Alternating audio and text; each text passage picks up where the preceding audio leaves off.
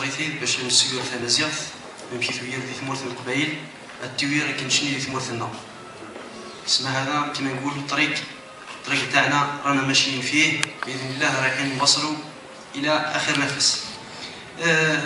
الكلمه تاعي راح نلقاها بالعربيه هكذا باش الجماعه تاع تبسها بالخصوص يفهموا علاه نقولوا بالشاويه ولا غرمت الترنيذه ماني وسوف استقباليتي لا في حال مثلا نظام ماني وسيف يمدو كان نغي شاويين القبائل اللي نقرا تمازيغ نخدم ذي تمازيغ على بالهم كلشي، على بالهم كلشي.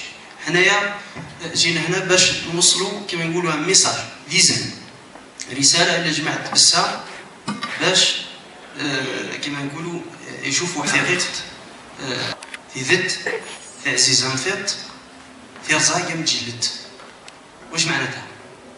حقيقه عزيزه كما العين، مليحه عندها قدر، ولكن مره كما الحنظله، كما الحنظله. حقيقه نتاع تدريس الامازيغ هنا في منطقه الاوراس حقيقه مره، حقيقه مره، ولازم تعرفوها. وكما يقولوا يديروا لنا بيرسو هيستوريك هكذا عموما كيفاه بدا وين وصل كيفاه راه ماشي اليوم. بالنسبه للتوزع الجغرافي، بالنسبه قبل التوزع الجغرافي نقولوا كيفاه زاد. الكل يعلم ان التدريس الامازيغيه بدا ودخل في المنظومه التربويه في سنه 1995. بعض المناضلين تكونوا في بن عكنون، منهم بعض شاويه مثلا ولايه ام البواقي كان عندها 14 استاذ، بدات تدريس الامازيغيه في 95 ب 14 استاذ. اليوم نقص وتناقص العدد، وصل 3 اساتذه فقط. دايما 3 كرا دي سلمدنا دي القيمه دي فيزي موسع دروس مليح. دونك نقولوا التدريس الامازيغيه في بعض الولايات في منطقه الاوراس تناقص وتضاءل العدد، وفي بعض الولايات افل نجمها، محسوب راحت خلاص حبست تدريس الامازيغيه، وفي بعض الولايات لم يرى النور نهائيا. بار اكزومبل تبسه وبعض المناطق مثلا في سوق هراس وقالمه الى اخره، غردايه يسمى حبس وبوسمغون والاخر. انا بالخصوص راح نتكلم على منطقه الاوراس، المنطقه اللي رانا فيها اليوم. التوزع الجغرافي قلنا باللي التدريس تناقص، وصل 3 اساتذه في ام البواقي. في بسكره كان 3 ولا 4 اساتذه حاصروهم حصار حقيقي، حصار يعني بكل معنى الكلمه، عراقيل يوميا الى ان انسحبوا بشرف. ما قدروش يوصلوا. 3 اساتذه من بينهم سليم الطوشي ناظم نظام كبير، ولكن يعني وصل لدرجه انه حب بهذه اللغه وحب بهذا التعليم، تعليم اللغه الامازيغيه في المناطق ارابوفون، المناطق المتكلمه باللغه العربيه. واصبح في بعض المدارس الطلبه الناطقين باللغه العربيه والذين لا يعرفون نهائيا محسوب الامازيغيه هم الضمير المهني كما يقولون. بالنسبه لولايه خنشله، ولايه خنشله ثاني بدات ببعض الاساتذه حاليا على ما اظن راهي ايله الى الزوال، رايح تروح بقى استاذ ما تفرحش الحاله، ما تفرحش. بالنسبه لولايه بسه ما كانش نهائيا لحد اليوم ما كانش، رغم انه كاين هنا في تبسه متخرجين من جامعات بجايه وتيزي وزو منذ 2011، منذ 2 و3 سنوات وهم قاعدين. لازم تعلموا انتم جماعه تبسه باللي كاين طلبه شرفوا منطقه تبسه في تيزي وزو وجايه، وشرفوا الاوراس بصفه عامه، درسوا ومثلوا المنطقه تمثيل يعني مشرف جدا. تعلموا شاويه رغم انهم كانوا محسوب ناطقين بالعربيه معربين. تعلموا شاويه تبسه، وتعلموا شاويه المناطق الاخرى خاصه الجبليه، تعلموا القبائليه والمصابيه وشيء من الترقيه وتمكن من الفرنسيه الى غير ذلك محسوب. واخيرا كاين واحد منهم راه هنا كان من افضل الطلبه ثم في تيزي وزو في الدفعه نتاعو، تحصل في رساله التخرج نتاعو على اعلى نقطه في ذلك العام، مشرف جدا 16.33 اعلى نقطه. راه هنا في القاعه الاستاذ لمين عشاش من الحمامات جوست اكوتي. يعني الشيء المؤسف انه هو وكاين اسمها من الشريعه نسيت اللقب نتاعها مناطق شويه، كاين في ديبارتمون محسوب اكس 2 3 يدير سنت مازيغ دي تباثنت محسوب من اقتصاديا دخلش لا تباثنت نغض بالسير لا كيف ما مشوز بالسير. هذا الاستاذه اتيحت لها الفرصه ان تدرس على الاقل اصدقائها الليسانسيين في اللغه الامازيغيه المختصين متخرجين من جامعه بجايه وتيزي وزبويره ما صح يمكن ان نقال شي مسندي صح شي ممكن وذو فين شمال باس صقر محسوب لم تتاح لهم الفرصه يحد اليوم، رغم انه بدايه تخرج الاساتذه من جامعه بجايه وتيزي وزو محسوب من المناطق الشاويه اللي راحوا درسوا وتخرجوا بدات 2005 من 2005 لحد الان برسك 10 سنين وراهم يتخرجوا، ولكن كاين منهم العديد لم يحصل على منصب الشغل. اشكاليه وين راه؟ اشكاليه في المنظومه التربويه نتاعنا ومشاكل اداريه جم كما نقول. في بسكيره كيف راه هنا الاستاذ ليسونسي ما راحش يدرس ما عندوش منصب شغل، ما كانش منصب، بالرغم انه لو كان نروحوا اليوم الباتنه بركه الباتنه اللي افل فيها كما يقول وحبس فيها تدريس اللغه الامازيغيه ما بين 2000 و 2005 ورجع بقوه، لكن يا ليته لم يكن، يا ليته بقى كما كان حتى يجيو المختصين. تعاظم وتفاخم كما وتكاثر كما تتكاثر الخلايا السرطانيه. كما يقول الخلايا السرطانيه مش معناتها تطور عشوائي ومضر. هذا هو الشرف في بدنا. اليوم رانا في 150 استاذ في ولايه بدنا، عدد لا باس به، عدد محترم، رقم محترم 150 استاذ، لكن النتيجه الثرويه وين راه؟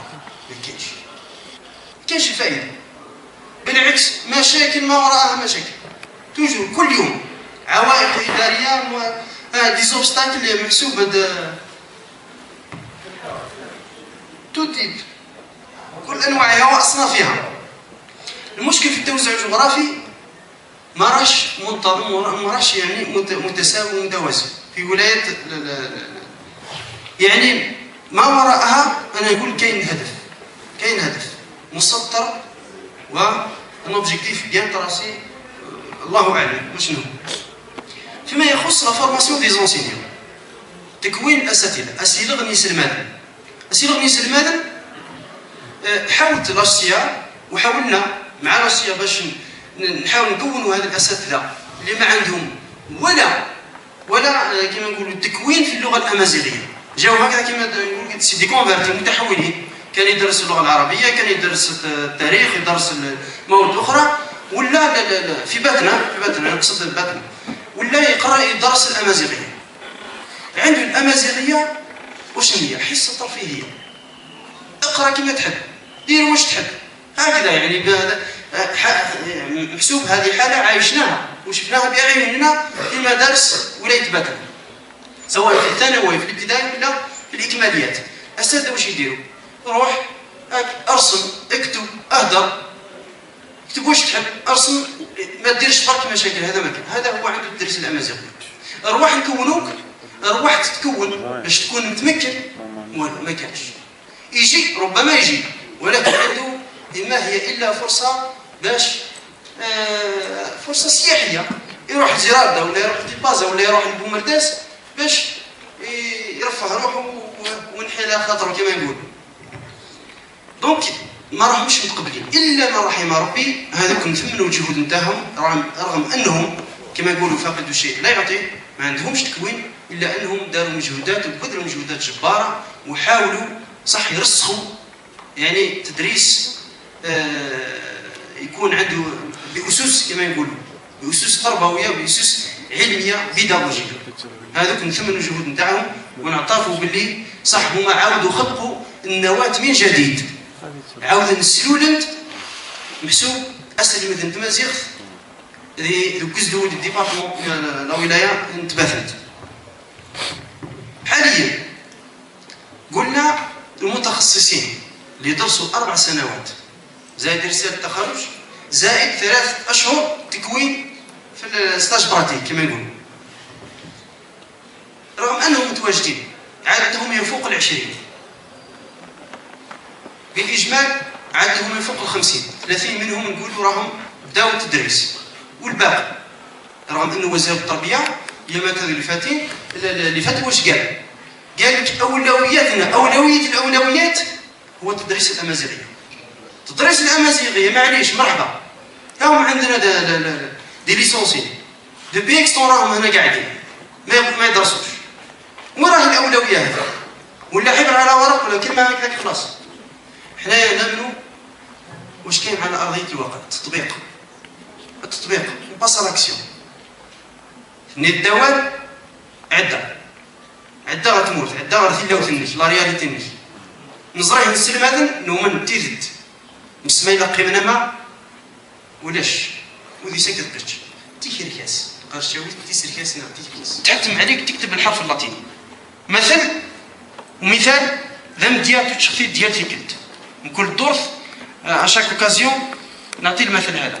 كي نروح للانترنت غروس الكيم ميكرو اورديناتور ما نكتبوش واو نقطه غوغل بوان نقطه كوم، نكتبو www.google.com. ما نكتبوش HTTP نكتبو HTTP. هذه محتمة علينا لا غلط.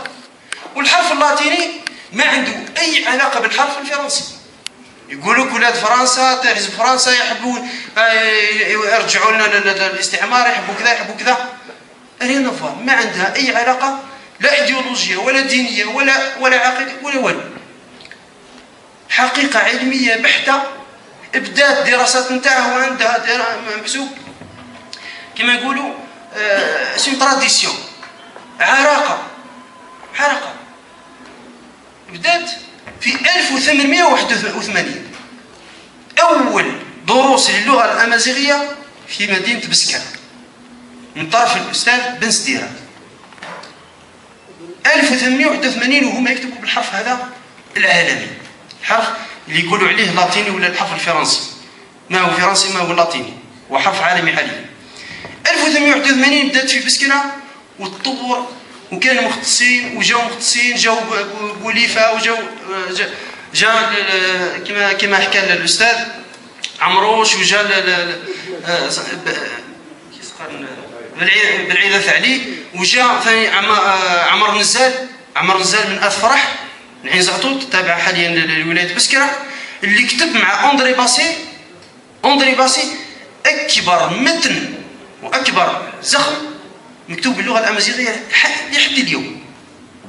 اكبر متن كما نقول ان كوربوس راه موجود باللغه الامازيغيه تكتب في السنوات الاربعينات والخمسينات من طرف واحد شاوي اللي قرا في ليناركو في فرنسا عمر نزال تكتب الشاويه فيه اكثر من 5582 سطر تكتب الشاويه،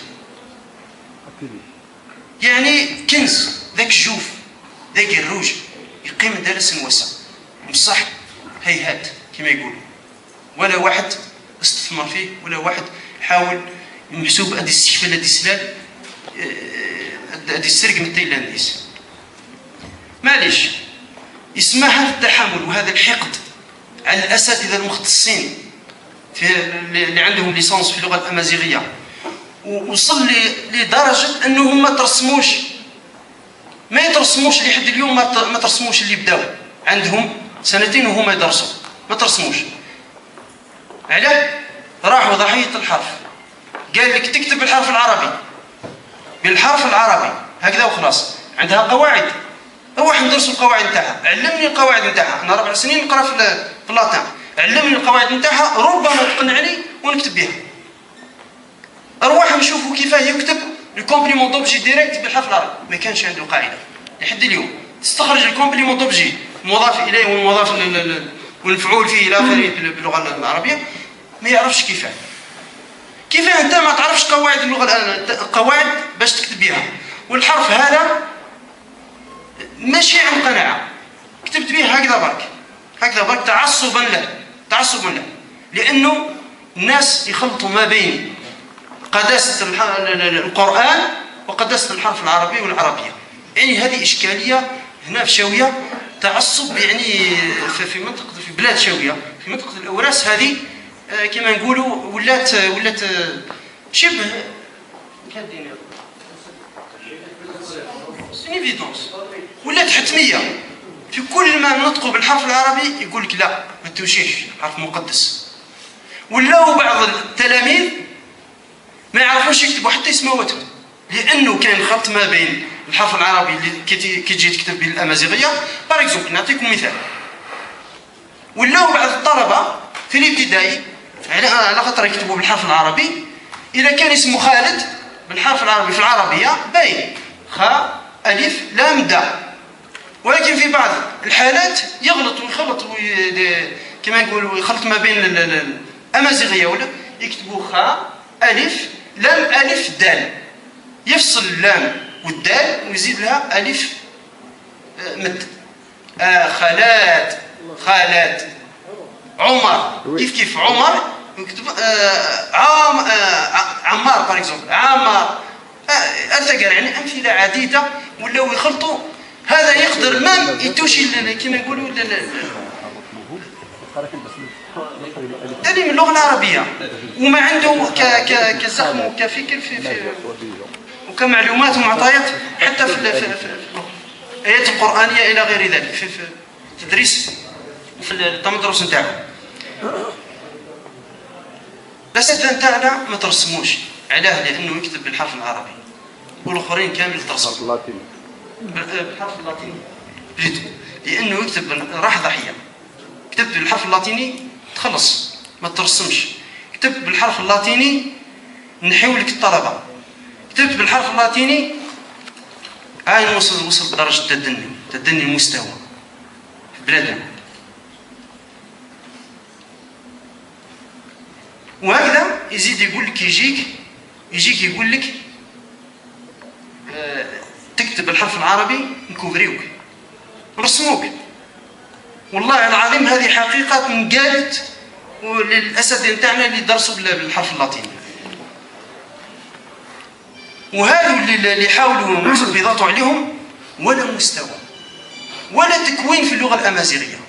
لو كان عنده تكوين على الاقل عام واحد، على الاقل 3 أشهر في اللغه الامازيغيه المكتوبه بالحرف العربي، والله نقدروا نقولوا عنده حق.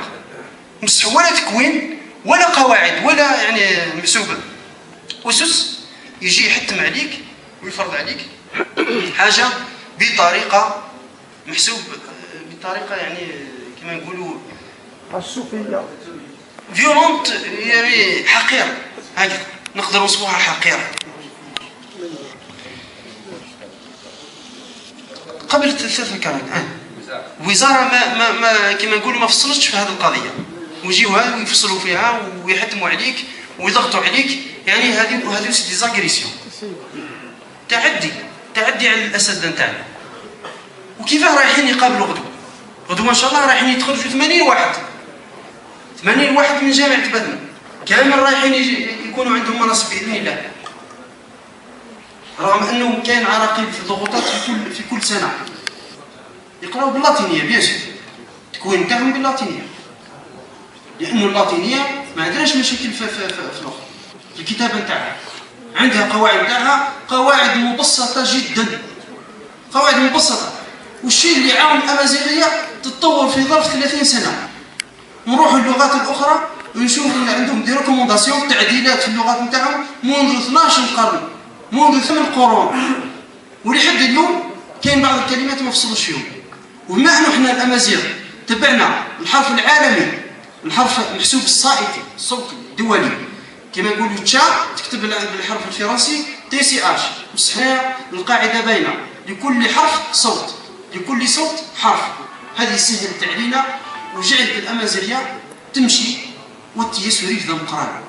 محسوب ان جرون با، وصلت اليوم محسوب ما عندناش مشاكل في الكتابه، رغم انه كان فيه محسوب هذاك سي دي ريكومونداسيون شاك اني اوتوماتيكمون هذه اسمها مفرومه. واش نسينا نقولوا لجماعه البسام لازم تهلاو في هاد الطلبه اللي تخرجوا اللي عندهم دي ليسونس في اللغه الامازيغيه. يا جماعه البسام آن الأوان أن تنفضوا الغبار على أمازيغيتكم الأصيلة كما نقولوا العارقة، عراقة هذه المدينة وعراقة كما نقول الآثار المتناثرة والمهملة في كل شبر من شبر ولايتكم. الحقد راه متواصل وضغوطات تتواصل منذ قرون، والأمازيغية تحارب في عقر دارها، وكل ما هو أمازيغي يموت ولا يولد بعسر. كما ولد التعليم في الأمازيغية بعسر وبعد نضال جهد كيف نفس الشيء في كل القضايا. كل القضايا نتاع الخاصة بالأمازيغية تحارب. وآخرتها نعطيكم مثال فقط. هذا اليوم اللي رانا نحتفلوا به النار، أنا بالكم باللي 20 قرن وهو يحارب تاتوليان باغ اكزومبل، ويحارب الاشكاليه وين؟ يحارب من طرف الامازيغ انفسهم، لان الامازيغي اذا اعتنق دين ولا اعتنق فكره صاي يتعصب فيها واللي يحاول كيفاه يناظر عليها اكثر من صاحب الفكره. هذه هي الاشكاليه تاعنا. نعطيكم مثال تاتوليان ستانيستوريان مؤرخ وكاتب عريق معروف، زاد في 130 ومات في 200 في 150 ومات في 230 بعد الميلاد. كان أسقف في قرطاج، كان يحارب هذه الظاهرة. الاحتفال بالنار يعتبر هرطقة، يعتبر زندقة، خروج عن الدين، إلحاد، وثنية إلى آخره. نفس الشيء سانت أوغسطين حارب، هضر في الكتاب تاعو لا سيتي دي ديو، هضر على هذا المشكل. مش مشكل يعني كما نقول هي ظاهرة عريقة عراقة هذا المجتمع، لكن حارب قال لك ما هي إلا محسوب هرطقة ولا وثنية وخلاص. نفس الشيء بالنسبة لمحمد بن عبد الوهاب القرطبي اللي مات في 900 أمازيغي الأصل ولكنه حارب. الكتاب نتاعو البداية والنهاية هضر فيه وقال لك هذه هرطقة وهذه وثنية وإلحاد وخروج عن الدين. نفس الشيء جاء من بعد اللي مات في 1236 أبو بكر محمد الطرطوسي أحد علماء المالكية، هضر على هذا اليوم وحاربه. والوحيد اللي ما هضرش يعني محسوب اللي ما كتبش اللي يحاول يدافع على نقاوة وصفاء من كل الشوائب هذا اليوم محسوب هذا الاحتفال وبعده عن ديانة وعن كل ما هو مشوه للدين، هو أبو بكر الأزافي المغربي، هو وابنه في 1230 للميلاد. لليوم راه تحارب. وانا نعطيكم مثال. روحوا للوطن، جريدة الوطن لو 6 جانفي 2014 في سنة 2014 يجي وزير ويقول لك سي دي ميسيرون مشككين في الديانة، ويقول لك بليتو سي دي ميكريون، ويقول لك سي دي زينمي دو ديو أعداء الله. أنا نقول له منا ونتمنى توصل الكلمة، يا وزير يا معالي الوزير تفقه في دينك واعلم أن الأمازيغ باعا كبيرا في ترسيخ هذه الديانة والديانات الماضية، ديانات التوحيد كلها. تفقه في التاريخ نتاعك، تفقه في التاريخ نتاعك وتفقه في الأصول نتاعك. يا شباب تبسع، حاولوا كيفاه كما يقولوا المشعل ما ينطفاش، لازم تبداو منه. عام جاي ان شاء الله نجيو ونهضروا على مشاكل التدريس الأمازيغية إن شاء الله في تبسة. بعدها بسنة ولا بسنتين نجيو ونهضروا على مشاكل تدريس اللغة الأمازيغية في جامعة تبسة إن شاء الله. إن شاء الله ربي يجزاك.